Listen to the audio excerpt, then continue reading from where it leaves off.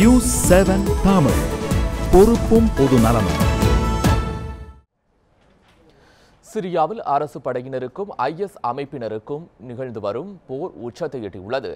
IS அமைப்பின் கட்டுப்பாட்டில் உள்ள பகுதிகளில் சிரிய ராணுவம் நிகழ்த்திய வான் தாக்குதலில் ஏராளமானோர் கொல்லப்பட்டுள்ளனர். ஈராக் மற்றும் சிரிய நாடுகளின் சில பகுதிகளை தங்கள் கட்டுப்பாட்டுக்குள் வைத்துள்ள IS அமைப்பை ஒடுக்கும் நடவடிக்கையில் இரு நாட்டு படைகளும் தீவிரமாக ஈடுபட்டுள்ளனர். மேலும் அமெரிக்கா உள்ளிட்ட பல்வேறு நாடுகளும் IS அமைப்புக்கு எதிரான நடவடிக்கையில் ஈடுபட்டுள்ளன. இந்நிலையில் IS அமைப்பின் கட்டுப்பாட்டில் உள்ள வடகிழக்கு நகரமான ராக்குவா என்ற நகரை குறிவைத்து சிரிய ராணுவம் 10 போர் விமானங்கள் மூலம் வான்வழி தாக்குதல் நடத்தியுள்ளனர். இதில் ஏராளமானோர் பலியாகியுள்ளனர்.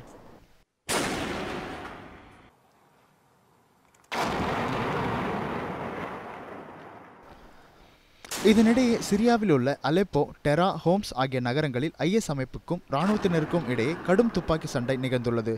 வியாழக்கிழமை அன்று நிகழ்ந்த இராணுவ டேங்குகள், ராக்கெட் லான்ச்சர்கள் மற்றும் மோட்டார் ரக குண்டுகளால் தீவிர தாக்குதல் நடத்தப்பட்டுள்ளது.